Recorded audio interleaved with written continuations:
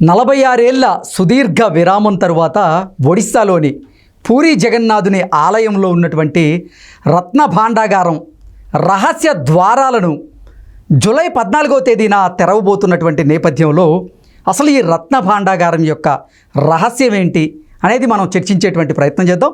ప్రస్తుతం మనతో పాటు ఉన్నారు ప్రముఖ ఆధ్యాత్మికవేత్త, ప్రముఖ జ్యోతిష్య వాస్తుశాస్త్ర నిపుణులు జేఎస్ శాస్త్రి గారు మనతో ఉన్నారు. గురుగారు నమస్తే. గురుగారు శ్రీ గురుభ్యో నమ.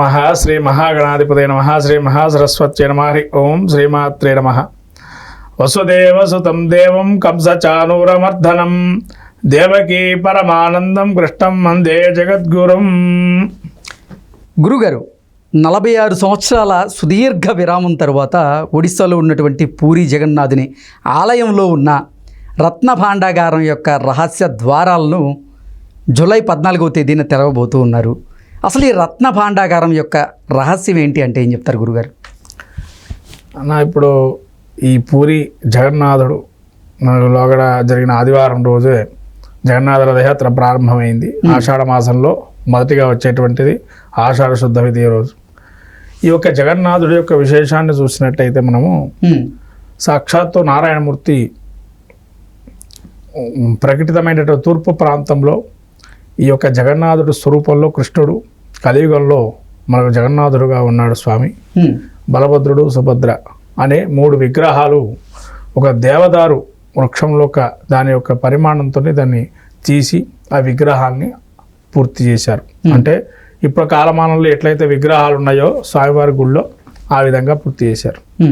ఇక్కడ ఉన్నటువంటి రహస్యం ఏంటి? ఈ పూరీ జగన్నాథుడు అంటే శంకరాచార్యులు కూడా మనకి పూరీ జగన్నాథుడు తూర్పు ప్రాంతమైనటువంటి పీఠంగా చెప్పబడింది. మనకి శంకరాచార్యులు కూడా ఇదే నిర్దేశించారు. విష్ణుమూర్తిని కూడా స్థితికారకుడు కాబట్టి విష్ణుమూర్తి స్వరూపాన్ని కూడా ఆరాధన చేయాలి, పంచాయతన స్వరూపం. కానీ ఇక్కడ ఉన్నటువంటి విశేషం ఏంటంటే ఈ జగన్నాథుడికి మీరు అన్నీ కూడా ఇదివరకు ఉన్నటువంటి సంఘటనలు కూడా చూసుంటారు. లోగడ జరిగిన సంఘటనలు, ఆ ద్వారాలు తెరిచేటప్పుడు ఏం జరిగింది, తెరిచిన తర్వాత దాన్ని ఎన్ని రోజులైనా తెరుద్దామని మళ్ళీ సంవత్సరం కూడా తెరిచారు కానీ ఏది తెరవకుండా వెళ్ళిపోవడము, ఇటువంటివన్నీ కూడా సంఘటనలు జరిగాయి. మరి ఇప్పుడు కూడా ఆ రత్న భాండాగారంలో ఏముంది అనేది అందరికీ కూడా ఒక అంతులేని రహస్యంగా మిగిలింది. ఈ రహస్యాన్ని ఛేదించడం కోసం జూలై 14వ తేదీన ఒక సభ్యుల కమిటీ ఏర్పాటు చేసి ఉన్నత స్థాయి కమిటీ ఆదేశాల మేరకే ఇప్పుడు ఒడిశా ప్రభుత్వం కూడా అయితే దీనిలో ఉన్నటువంటి రహస్యం ఏంటంటే ముందుగా మనం తెలుసుకోవాల్సిందంటే ఇక్కడ కృష్ణుడి యొక్క స్వరూపాన్ని ఏ విధంగా మనం అక్కడ వాళ్ళు ఆరాధన చేస్తూ స్వామిని ఎలా రక్షిస్తున్నారనేది ప్రధానంగా చూడాలి గురుగారు. ఎందుకంటే ఇదివరకు కాలంలో కూడా తెరిచే ప్రయత్నం చేసినా కూడా ఒక్కసారి మాత్రం లెక్కింపు జరిగింది దీని గురించి. తర్వాత ఇంకా ఎన్ని సంవత్సరాలు తెరిచే ప్రయత్నం చేసినా లెక్కింపు మాత్రం జరగలేదు, అక్కడికి ఆగిపోయింది. అది ఓసారి తాళం చెవులు పోవడమనో ఇంకోటి ఏవో సంఘటనలు జరుగుతూ ఉన్నాయి. జయశాస్త్రి గారు, అసలు ఈ తాళం చెవి ఎక్కడ మిస్ అయింది, ఎలా మిస్ అయింది? అంటే ఇక్కడ ఈ తాళం చెవి గురించి మనం చూసినట్లయితే గుడిలోనే ఉంటాయి. ఎందుకంటే ఏదైనా కూడా గుడికి సంబంధించి ప్రాంగణం, ఆ మందిరానికి సంబంధించిన ప్రాంగణానికి సంబంధించిన అన్ని కూడా తాళం చేతులు అన్నీ అక్కడే ఉంటాయి. దీనిలో కూడా ఈ తాళం చేయి ఏంటంటే అక్కడ మీరు చూసుంటారు, బ్రహ్మ సంబంధించి ఒక ద్వారం ఉంటుందని అన్నారు లోపల. ఆ ద్వారానికి సంబంధించిన తాళం చేతులు కూడా అక్కడే ఉంటాయి. అంటే అది ప్రతి వీరు ఏదైతే కళేబర యాత్ర జరుగుతుందో ఆ కళేబర యాత్ర జరిగిన తర్వాత ఆ జరిగే ముందర ఈ యొక్క ద్వారాన్ని తెరిచి ఎంబటే మళ్ళీ పునఃప్రతిష్ఠ చేసి స్వామిని మళ్ళీ అది మూసేస్తారు ఆ ద్వారం. ఆ పక్కనే ఉంటాయి ఈ 2 ఏవైతే ఉన్నాయో, ఒక లోతైనటువంటి గది ఒకటి ఉంటుంది, లోపల ఉన్నటువంటి గది. అంటే ఇక్కడ ఇంకోటి ఏంటంటేనండి తెలుసుకునే విషయాలు ఏంటంటే మనకు మిర్రర్ ఆబ్జెక్ట్ అని ఒకటి మీరు చూసే ఉంటారు. ఒక ఫోటో ఫ్రేమ్ని 2 విధాలుగా చూసుకునే పద్ధతి విధానం. అంటే ఇక్కడ కూడా ఇదే తాలూకు మందిరాన్ని ఇన్డెప్త్ అంటే లోపల కూడా ఉంది అని చెప్తున్నారు. రహస్యం అదే ఉందని. అంటే ఈ గుడి ఎంత పరిమాణంలో ఎంత ఎత్తులో ఉందో అంతే ఎత్తు ఉన్నటువంటి గుడి మందిరం కూడా లోతుగా కూడా ఉంది, మందిరాలు లోపల ఉన్నాయని అంటున్నారు. అంటే అదొక శిల్పకళ, అప్పుడు కట్టినటువంటి శిల్పకళ చాతుర్యం, వాళ్ళు కట్టినటువంటి కట్టడాలను బట్టి ఉంటుంది అది. ఈ యొక్క కట్టడాన్ని మనం ఏదైతే చూస్తున్నామో ఇప్పుడు లోతైన గది ఒకటేమో స్వామివారికి ఆభరణాలు ఉండేటువంటి గది. ఆభరణాలు ఉండే గది మాత్రం ప్రతిరోజు తెరుస్తారు, ప్రతిరోజు మళ్ళీ స్వామికి వేస్తుంటారు, మళ్ళీ పెడతారు. ఇలా మనకు ఆ భాండాగారంగా ఉంటుంది మన బంగారం సంబంధించి. అట్లాగే ఇక్కడ ఇంకో విషయం ఏంటంటే ఈ భాండాగారం ఏదైతే చూసామో ఇక్కడ ఏమి ఉంటాయి అనేది అందరికీ అంతులేని రహస్యంగా ఉంది. అప్పుడు మరి చాలా ఉన్నాయి, మనకు త్రివేంద్రం కూడా జరిగింది అది లోగడ కూడా. అవును, దానిలో కూడా ఇదే సర్పాలకు సంబంధించినటువంటి తాళం చేతులు ఉండి అవి తీయడం భయంగా ఉండడము. అంటే కేరళలో ఉన్నటువంటి అనంత పద్మనాభస్వామి నీలమాలిగల్లో కూడా తవ్వే కొద్దీ బంగారం కానీ అలాగే అక్కడ ఉన్నటువంటి రాసులు అంటే బంగారం అయితేనేమి రత్నాలు వైఢూర్యాలు వజ్రాలు ఇలా రాసుల కొద్దీ తవ్వే కొద్దీ వస్తూ ఉన్నాయి. కానీ 6వ నేలమాలిగను అక్కడ నాగబంధనం ఉంది, సో ఆ గదిని తెరవలేము అంటూ కొంతమంది చెప్పినటువంటి నేపథ్యంలో ఇక్కడ కూడా మనం ఇంకో విషయాన్ని గ్రహిస్తే పూరి జగన్నాథుడు గుడిలో కూడా ఏం జరిగింది అంటే ఎప్పుడైతే ఈ తర్వాత సంఘటనలు జరిగినటువంటి పరిస్థితిని చూస్తే గనక మరి ఇప్పుడు వాళ్ళకి ఏదో మనకు ఒక కీ దొరికిందని చెప్పంటున్నారు, డూప్లికేట్ కీ దొరికింది, దాన్ని బట్టి తీసి మేము చేస్తామని అంటున్నారు. కానీ ఇప్పుడు జరిగిన సంఘటన ఒకటి ఏదైతే జరిగిందో మనం ఆ యొక్క జగన్నాథ రథయాత్రలోనే చిన్న అపశృతి చోటు చేసుకుందని చెప్పంటున్నారు. ఏంటంటే ఆ బలభద్రుడి యొక్క విగ్రహాన్ని సేవాయతులు అది పడింది, వాళ్ళ మీద పడిందని చెప్పి. అంటే ఇది కూడా జగన్నాథుడు తన యొక్క జగన్నాటకం ఏదైతే నడుస్తుందో, మన జగన్నాథ నాటకం అంటాం కదా, ఈ జగన్నాటకంలో ఇది ఒక పరిమాణం. అంటే ఇంకా దానికి సమయం ఉంది తెరుచుకోవటానికి, ఇది కరెక్ట్ సమయం కాదు అని చెప్పి ఆయన సూచిస్తున్నాడని ఒక అభిప్రాయానికి రావాలి ఇక్కడ. ఓకే, ఎందుకంటే స్వామి స్వయంగా ఇటువంటి సంఘటనలు ఇప్పటివరకు ఎప్పుడూ జరగలేదని చెప్పి అంటున్నారు అక్కడ. ఇదే ప్రధానంగా ఇప్పుడు జరిగిందని.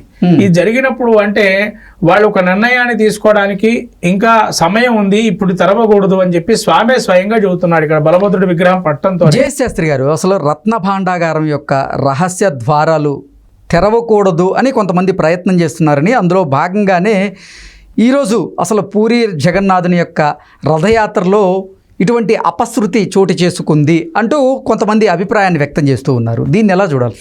అంటే దీనిలోనండి ఇప్పుడు ఇది ఇంకోటి, ఇది దేవుడికి సంబంధించినటువంటి విషయం. దీనిలో ఇప్పుడు మనం చూసినట్టయితే గవర్నమెంట్ మారటంతో గవర్నమెంట్ మేమంతా కూడా స్వామికి అన్ని విధాలుగా అన్ని కార్యక్రమాలు చేస్తాము, ఆ స్వామికి అవి ఉంటాయి, మేము దాన్ని ముట్టుకోము, రక్షణ మేము దానికి ఏర్పాటు చేస్తాము అని అంటున్నారు. గవర్నమెంట్ కూడా ఇప్పుడు వచ్చినటువంటి గవర్నమెంట్ కూడా రక్షణ చేస్తాం వాటికి అంటున్నారు.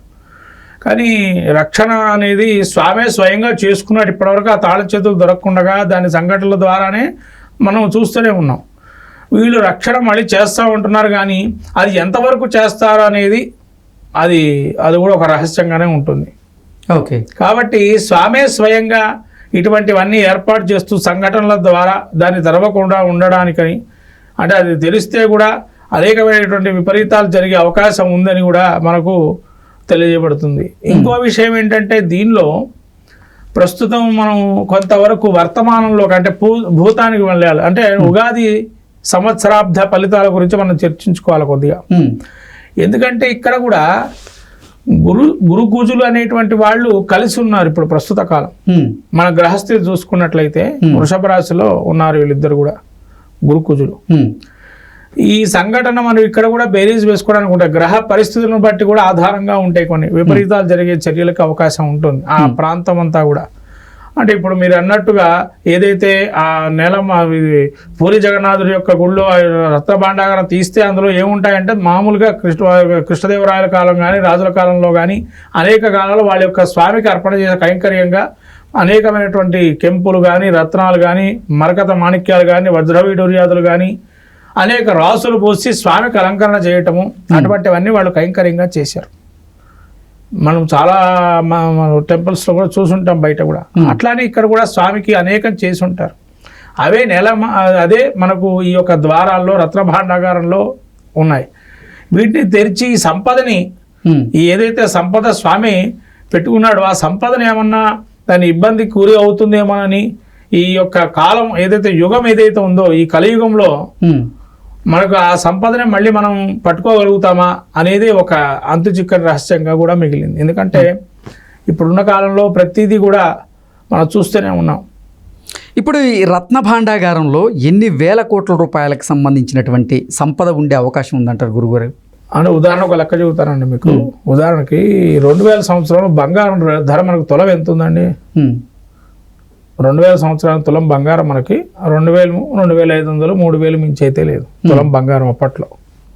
2.5 నుంచి 3000 మధ్యలో ఉంటుంది. ఇప్పుడు బంగారం రేట్ ఎంత ఉందండి? 72,000. అంటే రాజుల కాలంలో మేలిమైనటువంటి రాళ్ళు, మేలిమైనటువంటి బంగారం, మేలిమైన వజ్ర వైఢూర్యాదులు ఉంటాయి. ఇప్పుడు కాలంలో అంత మేలిమైనటువంటి వస్తువులు కానీ ఆ యొక్క మళ్ళీ అటువంటి మనకు విలువైనటువంటి సంపద అనేది దొరకదు. ఇప్పటికే మన సంపదను దోచుకొని చాలా దేశాల్లో మన సంపదలు ఉన్నాయి. మనకు తెలియకుండా విద్యలు అట్లే పోయినాయి, సంపదలు కూడా అట్లనే పోయినాయి. కానీ ఉన్న సంపద కూడా మనం జాగ్రత్తగా పరుచుకోవాలి. మన రాబోయే తరాలకి ఆ యొక్క క్షేత్ర మహత్యాలు తెలియాలి అంటే ఇటువంటివి ఉండడమే శ్రేయస్కరము.